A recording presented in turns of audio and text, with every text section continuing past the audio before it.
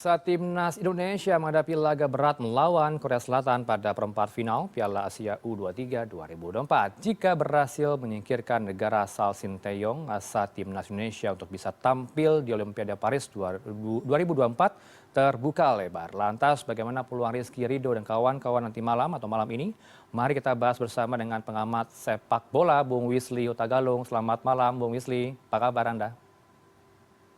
Selamat malam, Bung Rano. Kabar baik, semoga Baik. baik saja. Oke, amin ya rabbal alamin. Kalau dari Anda, kacamata Anda, peluang Indonesia seperti apa mengalahkan nanti, bisakah mengalahkan raksasa Asia, Korea Selatan?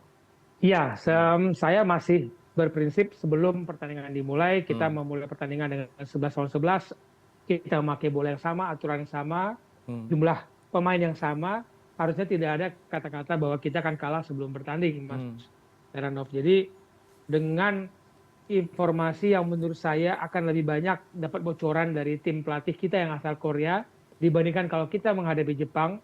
Ini hmm, sebuah tambahan kekuatan. Plus tadi kata Sintayong, istirahat sehari. Dalam sebuah turnamen, Mas Heranov, itu istirahat sehari itu sangat penting.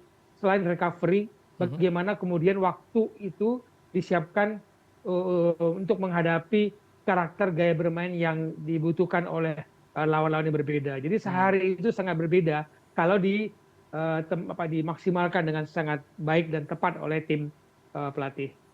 Peluangnya bagaimana, tipiskah atau akan terbuka lebar untuk mengalahkan Korea Selatan?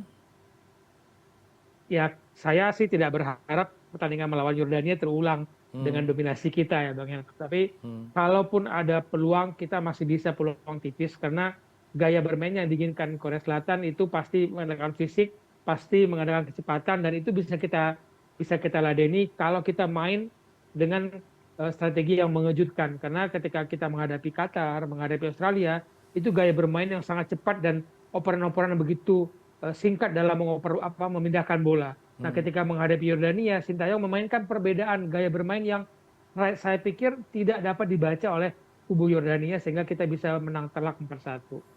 Baik, kita harapkan asa Garuda Muda akan bisa tembus di Olimpiade begitu ya. Kalau kekurangan dan juga kelebihan yang bisa Anda baca, Garuda Muda saat ini seperti apa, Bung Wisly? Ada 3 faktor yang penting ya, Hmm, Mas Ranov. Fisik kita sudah mulai teruji, hmm, mental sangat berubah dengan gaya bermain kita. Tinggal taktik strategi yang diinginkan pelatih ini bisa tidak diterapkan oleh para pemain. hmm, Plus gangguan dari yang namanya mabok pujian, Mas. hmm. Ini yang tidak boleh terjadi, tidak boleh menganggap bahwa kita selesai sudah mencapai target perempat final. Hmm. Ya, naikin lagi targetnya, tiket Olimpiade. Sebagai penyemangat begitu ya, dan tidak jadi beban akan bisa menang atau tidak begitu ya, Bung Wisly. Tapi kalau Anda melihat juga, apakah Anda juga setuju timnas sekarang merupakan generasi emas yang pernah ada di sepak bola nasional? Ya, narasi-narasi yang diciptakan ini Hmm, bagus juga untuk membuat kepercayaan diri. Tapi jangan sampai kemudian kita lupa, oke.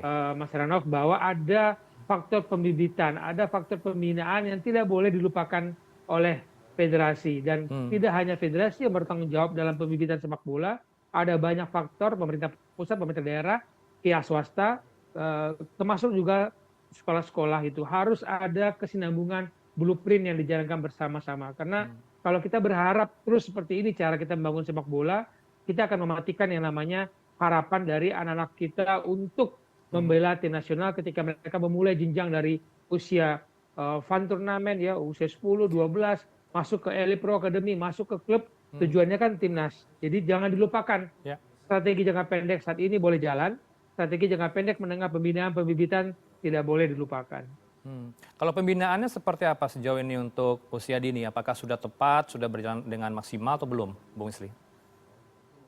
Belum berjalan bersama-sama, Mas Hmm, Heranov. Jadi hmm, masing-masing membuat kebijakan sendiri, sementara kita punya yang namanya Vilanesia, hmm, filosofi sepak bola Indonesia itu belum juga kuat secara baik disosialisasikan dan diterapkan di dalam pembinaan sekolah-sekolah sepak bola maupun akademi. Ini sebuah PR yang jangan sampai dilupakan. Jadi hmm, saat ini ada euforia boleh, hmm. tapi ayo kita tanam bibit-bibit yang berkualitas sehingga kemudian bisa bersaing dengan anak-anak Indonesia yang berada di luar negeri.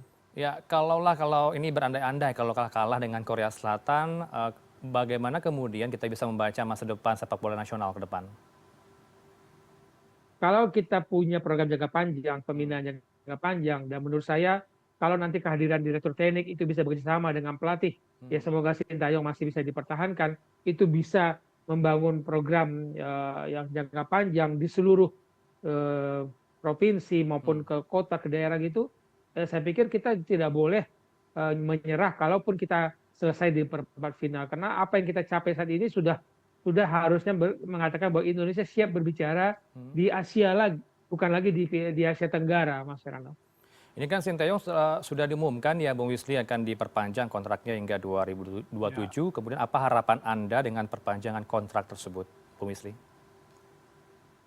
Yang saya tunggu, Mas Herano, adalah Hmm. siapa direktur teknik. Karena yang saya dengar-dengar isunya direktur teknik akan datang dari Jerman. Apakah nanti kemudian bisa bekerja sama, itu penting. Yang kemudian kedua yang sangat saya inginkan pertama adalah meneruskan ilmunya Sintayong ke pelatih-pelatih lokal sehingga kemudian Sintayong bisa fokus ke tim mungkin 2 tim saja tapi tim di bawahnya bisa dipercayakan kepada pelatih lokal yang mendapatkan ilmu kepelatihan secara intensif lah dari Sintayong, dan itu tugas direktur teknik juga menaikkan kualitas pelatih lokal.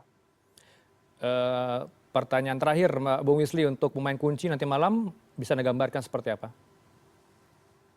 Ya, saya melihat karakter pemain kita dengan kemarin 2 jangkar ya, sangat baik sekali bermain Nathan dan Ivan Jenner. Tapi saya melihat semua keseluruhan gaya bermain yang diperlihatkan melalui Jordania adalah kunci. Bahwa kemudian Rizky Ridho, bisa Fatur bisa Ferrari bisa ada ikut membantu serangan dan berada dalam kotak penalti, dan jadi mereka tidak hanya fokus ke dalam pertahanan tapi ikut membantu penyerangan. Demikian juga barisan penyerangan ikut membantu pertahanan. Jadi saya melihat kuncinya adalah pemain kuncinya adalah siapa yang bisa menerapkan taktik strategi yang diterapkan oleh Sintayong dan tim pelatih. Jadi saya tidak bisa menyebut 1 2 nama karena saya melihat semuanya bermain bagus ini, Mas Renov. Baik, semua bermain bagus dan akan bagus kita aminkan bersama. Terima kasih untuk pandangan Anda bersama kami di Prime News malam ini. Ada Bung Wisli Hutagalung, pengamat sepak bola langsung dari Bekasi, Jawa Barat. Assalamualaikum. Sehat selalu. Assalamualaikum. Selamat